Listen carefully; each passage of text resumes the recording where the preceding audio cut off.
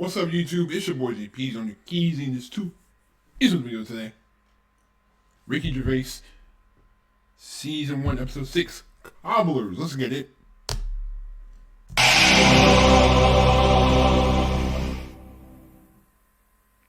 Boom, boom, boom, boom, boom. For the past few years, Ricky Gervais, Stephen Merchant, and Carl Pilkington have been meeting regularly for a series of pointless conversations. This is one of them. Testing. Is that all right? Hello and welcome to the Ricky Gervais Show with me, Ricky Gervais, Stephen Merchant. Hello. And the little round-headed buffoon that is Carl Pilkington. All right.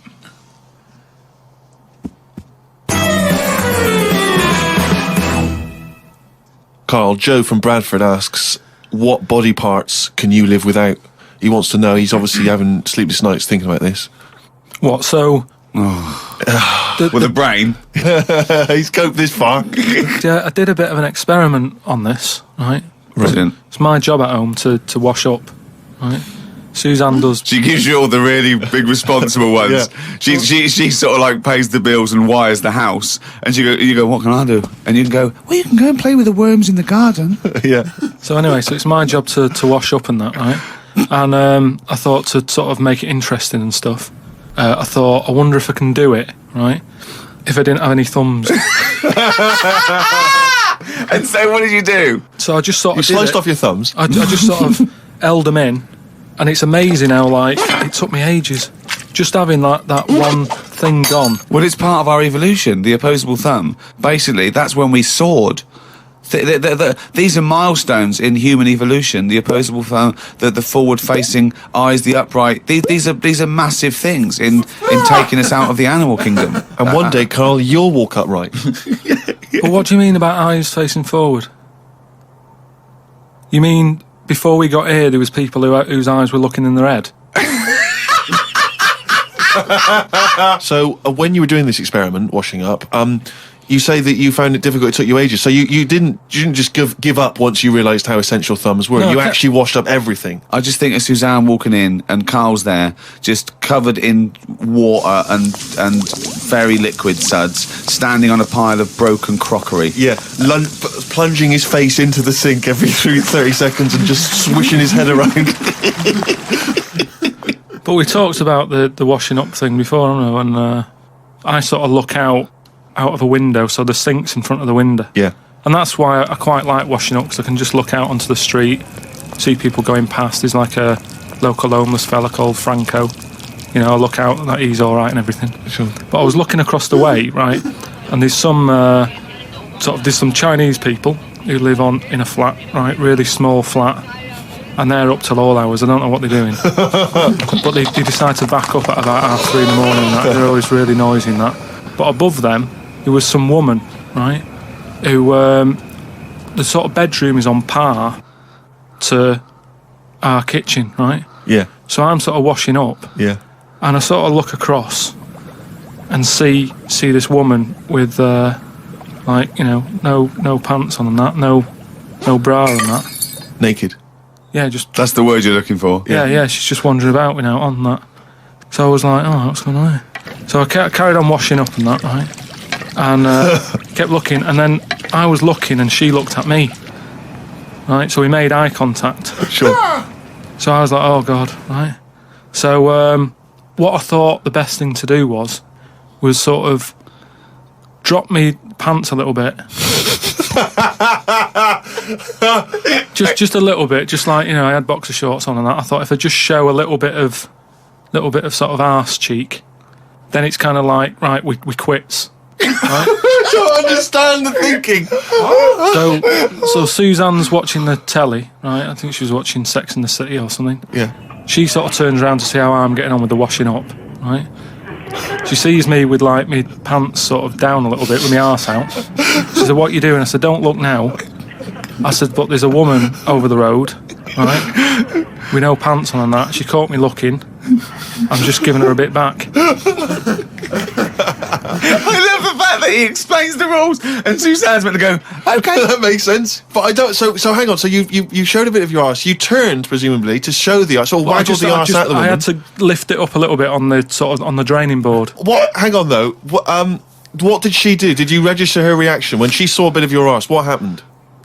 When she saw my arse, yeah. Well, then I wasn't looking because I thought, in a way, I don't want it to look like, well, I've seen a bit of your stuff, here's a bit of mine.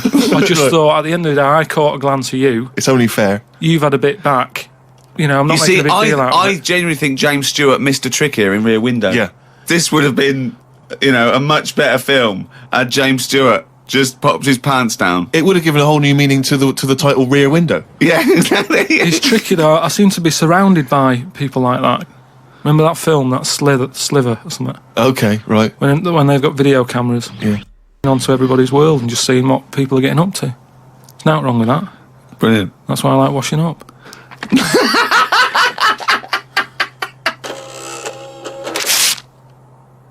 We were talking about famous mantras and sayings and things. Yeah.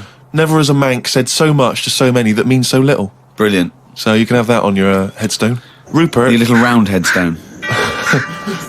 Rupert's in the Isle of Man. He says, I don't know if you knew this, Carl, but apparently octopus's testicles are located in their heads. Yeah. But then, to me, that isn't that amazing, because at the end of the day, an octopus, really, all it is an head. So everything it's got has to be in the head? It has to be in the head. It'd look daft if they dangled down below.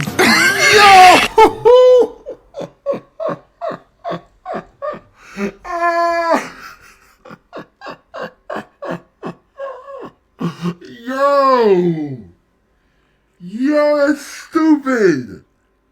Oh, that's stupid.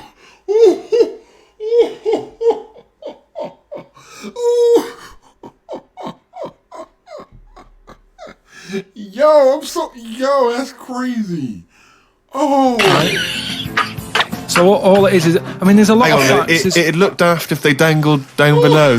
I'm wondering, but that could almost be the B-side to B-side to Knob at Night. I could eat a knob at night. James Round says, Carl, if you could be anyone in the world, who would it be? Myself.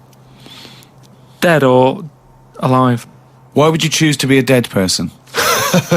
No, but sometimes, like, there's people who are now dead, but everybody raves about them. What I mean is, if... Oh, just answer the question. Who would you be and why? It's someone you admire or you think had a good life. Just answer the question. But what I mean is, it's good to be remembered, like Winston Churchill is remembered as being a decent bloke, but I wouldn't want the hassle that he had. So I don't want to live his life. Right. But it's good to be... You'd like to be Winston Churchill, but you'd like to have a paper round instead of... saving the world. Yeah. Well, that's what I mean. But is he saying whose job would I want to take on? It's not that complicated. The question is this: if he could be anyone in the world, who would Carl be? That's the question. That's all the information I've got. A lot of responsibility on a lot of jobs, isn't there? So, some of the names flowing through your head now? I was thinking Bruce Willis. I never expected that. So his responsibility in your mind is what? Saving people who are trapped in a building with terrorists? Well, yeah, maybe, his worries are different worries. With, people who have a lot of money come other worries. And so Bruce Willis, he's always going on these marches, isn't he, saying stop war and all that. Mainly because he's got, he's got more to lose if there's a war. He's got loads of houses. One of them's going to get damaged. Whereas if you're poor, you've got the one house. If there's a war, it's like, oh, just end it all for me then. I'm sick of it anyway. Do you know what I mean? Sure. Whereas Bruce, yeah. With successful life and happy life, there's more for you to lose, is what I'm saying. Right. Like, at the moment, because I've finished a job that I've been at for 10 years, right? I've finished working there, so suddenly I've got... My timetable's a bit out, and I haven't got enough of a routine, and I'm a man who likes to know what I'm doing. Right? Yeah. So now suddenly... 5 until 7, washing up, with no thumbs. I've sort of turned into like an old person, where the little jobs that you shouldn't enjoy are now the main event. So but hold on, how old are you? You're 31, aren't you? 32. 32, and you're pottering around, not knowing what to do with yourself. Well, like yesterday, Suzanne's shoes needed to go to the Cobblers, right? I haven't heard the word cobblers. I didn't even know Cobblers still existed. I only ever see that in Christmas films made by Disney. Well, I had to go and do that, and that suddenly... Because last time you were going to the toffee shop. And now you're going to the Cobblers. Next week it's the candlestick maker. But all I mean is, that suddenly is a nice... Hold on, I got, what is it? Hold on, I don't know. I gotta look up a cobbler. I don't know what a cobbler is. Hold on. nice little day. Oh, a cobbler is someone who repairs shoes. Like, I've never heard anybody use cobbler in that term. Only cobbler I've heard is like somebody says like peach cobbler, like something like that. I've never heard that term being used. Out, I'm sort of putting my coat on, going, right, I'll go and see the cobbler now and go and have a chat. Tell me about the cobbler. You didn't come back with 3 magic beans, did you? No, the cobbler's all right. He's doing, he's fixing Cobbling. shoes and that. He's cobbling all day. Have I told you about my Uncle Alf, who was a cobbler? No?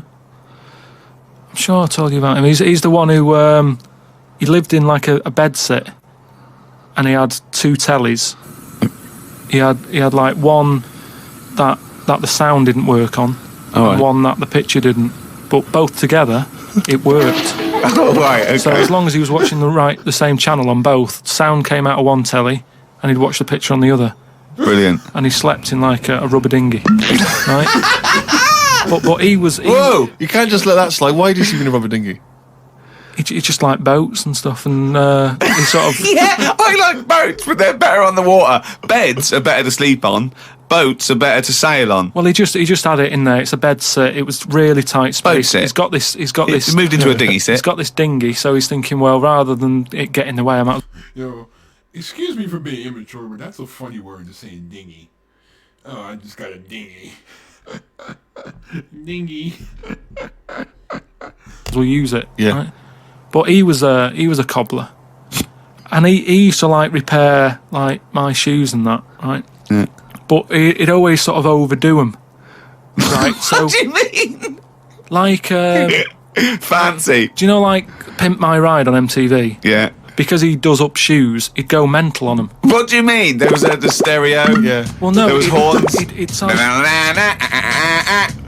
Here Go comes faster, Culper. stripes. Yeah, here comes Mr. Pilkington. He's got the fastest shoes in the land. no, he'd just make shoes that would last forever. So instead of putting like one sole on, he'd put about 5 on.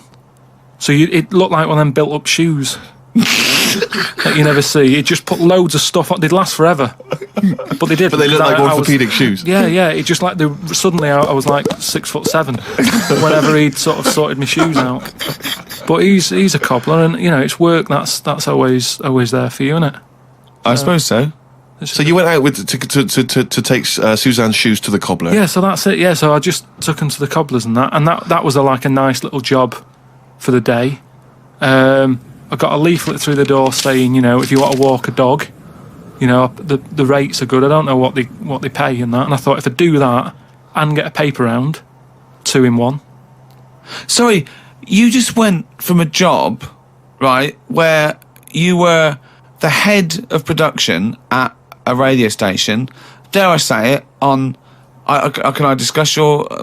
Well, it was an all right wage. Yeah. It was very good. But I wasn't happy, so it's pointless. No, I know that, but to go from the head of a department on a lot of money to walking dogs and doing a paper round, I don't know. No, but it's about being happy, isn't it? I know, but that's commendable if that's true, but...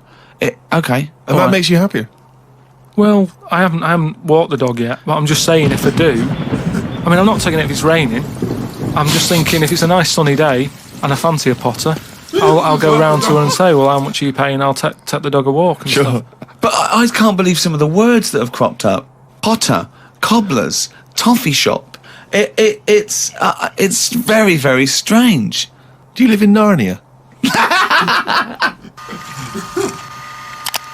A lot of people are sort of emailing in sort of brainy stuff Brilliant. and getting a lot of stuff about philosophy Oh, yeah. and all that. Descartes, that's another one that's mentioned on an email. Descartes, Yeah. the French philosopher. Yeah. What's your question? Well, he sort of cropped up on an email. Someone said, what do you think of him? And I was like, I don't know. He famously he pondered his his own existence. Cogito ergo sum. I think, therefore I am. He was thinking about that. He was thinking, how do I know all this is true, everything around me? And he thought, well, I can see it and I can smell it and I can hear it. And he went, oh yeah, my senses can be fooled. I could be dreaming. But if I'm dreaming, then at least I'm alive. At least I have some sort of consciousness. So if I'm even thinking about anything, I exist. I think, therefore I am. Cogito ergo sum. But we don't need to know the Latin bit. Why is everyone always going back to Latin? It was ages ago. Why is that language always being... And were Latin people always in a rush? Because they seem to be like words for full sentences. Why couldn't they just take the time and say what they want to say? And it's just like, what was the rush? To teach Latin. What about Plato? Right, Greek. Right, now, would you say he's a bright bloke? Yes, I would. I'd say he's a very, very bright bloke. Right, let me tell you this. Right, if he's that bright, you know how he got killed? No. Got hit on the head by an egg. Fucking hell! Well, he's not so clever then, is he? That's what I'm saying. Boo! What's the story with the egg? He was on holiday or something, right?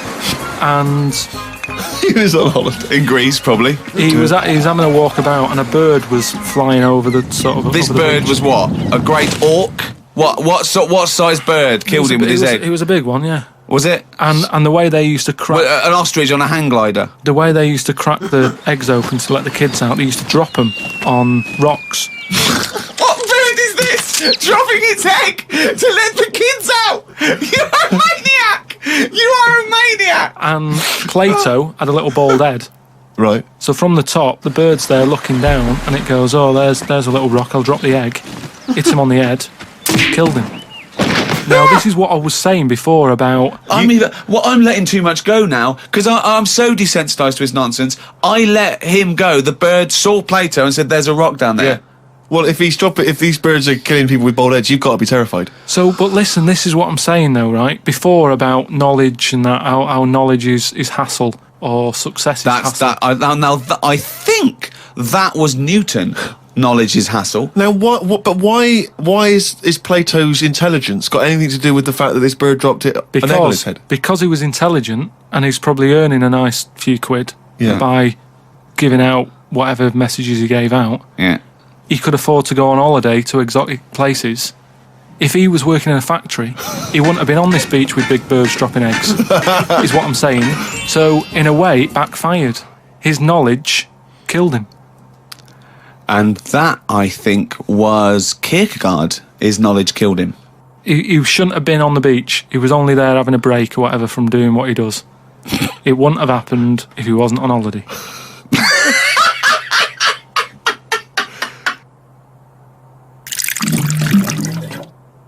This is an email we've had saying, Carl, what do you take by the well-known saying, a stitch in time saves nine? Oh, a stitch in time saves nine. Yeah. See, it's another one that I don't think I've picked up on a lot of these sayings that are being sort of thrown about willy-nilly. Willy-nilly. Willy-nilly. Okay. Willy-nilly. No, but again, it's one of them like last week. I've heard of it, but what does willy-nilly mean? It just sort of means, carefree. That's right, yeah. Okay, but what does a stitch in time save you nine understood mean? willy-nilly, so you used a phrase. but it sounds you nice, used doesn't it, it? you said it willy-nilly, but you sort of got the gist of it. So what does a stitch in time saves nine mean? I don't know. What do you mean you know. don't know? Think about it. A stitch in time saves nine. Is it to do with sewing? Well, yeah, sort of. So It's not that clear. if you got a jacket, Yeah. and the seam starts coming undone, oh, there's a little bit of seam. I'll leave it. Oh, it's getting worse and worse. Soon your sleeve falls off. So you just need one stitch there. That'll do it. If you do it now, later you'll need 9 stitches, and that, of course, is an analogy to other things. But it depends if you're busy at that point, because if you've got something else that needs doing, that means that isn't being done because you're messing about sorting out a hole in your coat, is what I mean. Yeah. You can't always do stuff straight away. So maybe, I don't know if there's a sort of a middle ground where you don't have to do it straight away, but stitching A stitch sometimes time, today. say in 15 or whatever, meaning you don't have to do it straight away, but just do it before it gets really bad. Brilliant. Do you think yours is less poetic than A Stitch in Time Saves Nine? So yours is, this is what you want it to be a quote, right? Well, you could do it now, but if you're doing something else, then, look, well, don't do it immediately, but do it soon so it doesn't get really bad. Carl Pilkington. No, but it's the same. That's the same way I treat most things in life. It's like I never go to the doctors unless it's really That is sensible. bad. That is very good advice. No. That's brilliant advice Well, for it anyone is, though. listening. Never go to the doctors. Unless it's really bad. But that's why a lot of people, die because they don't want to bother the doctor, or they're mildly embarrassed, or they don't know symptoms, bad symptoms. Go to the doctor if you're not sure about something. Like you were terrified to go and have your prostate. Still not doing it. Why not? I wish you wouldn't talk about it, because now Suzanne will listen to this and she'll go, oh yeah, you haven't been, and start dragging it up again. But why are you worried about a little a qualified doctor? I don't know what they're doing up there. What they What just year pop are we in? They what are you talking about? They pop their finger up. That's what I mean, though. Why? Why are they still using the index finger? What, would you prefer the forefinger or the thumb? Would No. you? No, what I mean is, with I'm not gonna lie to you. I'm not looking forward to that. I do not want nobody doing anything. Just think about it. Just makes me I don't want nobody sticking their finger nowhere near said body parts. No. got, Or a thumb on a stick, some kind of thumb on a stick. Yeah, would you prefer it to a be mechanical thumb, a robot thumb. why isn't it just a little camera? Well, they put the camera up if they initially discover something. But just put the camera up straight away. If I'm No, paying they for don't the need visit. to. They pop the finger up, feel that the prostate isn't swollen, wiggle it around a little bit up your back passage. What are you worried about? I don't think they need to do that. Are you in this embarrassed? day Are and you age. embarrassed about being in a room with your trousers around your ankles and little fellas popping A his... little bit, yeah. Why? And the other thing is, it's not just that, is it? So you go in there.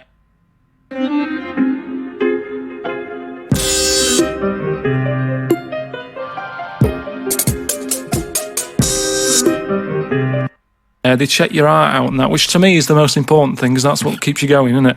Yeah. You've got to go there. You Yeah. sat on the bus stressing out, thinking, oh, in less than half an hour I'm going to have a finger up the arse, right?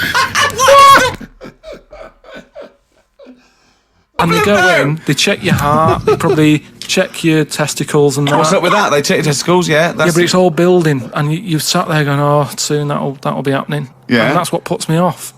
So if they just came round when you were asleep, Suzanne just let them in and goes, he's over there, right? Yeah. And they crept up and went, bang. You go, what are you prefer doing? I just don't understand why they don't teach you how to do it yourself. How can they?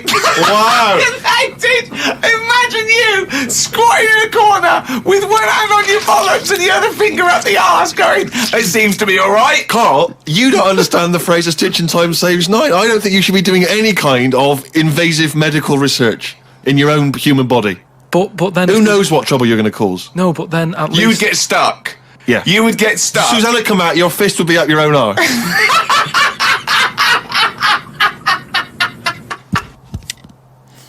Okay, I think it's probably time. Let me just check my watch. Yeah, it's monkey news time. Oh, chimpanzee, that monkey news, yeah. So this week, anyway, it's more about tall buildings and stuff. Oh, yeah. It was this bloke who was a builder. Oh, yeah. right? And you know what builders are like? They sort of move about, don't they, from sort of building to building, just building. Well, yeah, once they've built it, the building's done and they move on to build some more. Building to building, just building, yeah. So he goes to his next job and that, right? Who does, the builder? The builder. Yep. He goes to like the The boss, new building. the boss of this building, who's building it. Okay, yeah. And he says what unto him? Do you need anything building? Okay, Right. yeah. So anyway, so he says, yeah, there's plenty of work and that going about. Yep. He said, we're working on this one here. He said, get going on it, like, there's your bricks and your cement and stuff, get on with it. Yeah. So Any they plans? Just build. Just start building. Yeah. Go up. they're getting on with it and stuff, it's all going well. Yep. But he notices that there's someone working high up, right, on the Okay. top bit. So anyway, he's saying to like the other workers, he's going, who's that up there? Who's that up Like, there? He's working on his own. The little fella, was he? And, The little hairy fella up there. Who's the little hairy fella up there with the hard hat? and the other fellows are going, look, don't ask questions. The boss decides who he takes on. We're happy to be getting paid here. Don't ask questions! Well, I'll see him when he comes down. So he said, well, he's pretty impressive, the work rate he's doing, the way he's getting from one girder to the other. Swinging, is he? He doesn't seem to be scared of the heights or anything. He said, no, just let him get on with it. We work well as a team. So anyway. What nonsense is this? He believes all this. Yep. So he sees the boss and he goes, that fella up there, who's the fella up there? He's pretty good. And he's like, look, just get on with the job. Yeah, I'll pay you. Let's just all get on with our jobs. That. Lunchtime comes, they're all sat on a little wall having the sandwiches. He's thinking he'll come down in a bit. He's just carrying on. Is he just still going? Still going and that, right? So the fella says to the boss man, he says, isn't that fella up there going to come down and join us for lunch? He said, like I said, mate, don't worry about him, right? He said, very secretive. I'm suspicious about this fella. I don't know. I don't know why he's working through his lunch. I don't know why he's not scared of heights. I don't know why he's swinging from girder to girder. It's weird. Go on. So he said, anyway, you've reminded me that he's up there. He said he's doing a lot of riveting and stuff up there. He probably needs some more nuts to... Right, sure. And what kind of nuts is that? Is that nuts to food or...? So he said, what, nuts? He said, yeah, just there's a bag full of them there. Just put them on the hook, send them up, and he can get on with his job. So anyway, he picks these nuts up. Right? Just hooks them on. He thinks they're not that heavy, considering, they're normally pretty heavy, aren't they? Like nuts and bolts and stuff. Yeah. So anyway, he has a little glance in. Oh, no, what's in there? Nuts. What, you mean nuts that you can eat? Nuts that you can eat, right? So they send the bag up, and he's thinking, what's all that about? He checks him out, starts to stare, works it out. You can see that he's a little chimp running about, so he goes, I'm not happy with this. Why isn't he? Because he's working for an organisation that's, there's unions for this sort of stuff, isn't there? Yeah, he's not going, that's amazing. They've got a chimp riveting this building together. Yeah, that's not scary. He's wondering if they're breaking union rules. So he goes... You don't have to talk. So he goes and has a word with the boss. He goes to the boss and he goes, look, I've worked out what you're playing at here. Yeah. He said, them out Is the there. boss sitting in a tyre? So he goes, look, we're just all trying to earn a living here. He said, don't get involved in it. I'm happy to pay you, but I'm paying him. Don't interfere. He's paying him? And he's saying, look, I'm just not happy with this. It's not allowed. So the boss was saying, well... We pay peanuts, we get monkeys. He said, to be honest, mate, he's a great worker. He's known for doing what he does. He's a good grafter. If one of you's going to go, right, I'm afraid I'll have to let you go, because he's been here longer than that. Yeah. He was made redundant. None of that happened. He was laid off. None of that happened. He's laid off and that. And that's where that saying about, like there's a lot of tower blocks and that in America. It's like the whole block is where... So that's monkey news. Yo, that part about the octopus had me... Yeah, that part about the octopus was crazy. But anyway... Anyway, thanks again for watching. Leave a like if you enjoyed. Subscribe if you're new to the channel. Don't forget to visit my BeatStars page if you would like to purchase some beats. Also, check out my gaming channel. It'll be in the description. Anyway, be safe. Have a great day. Stay on the grind. I'm out. Peace.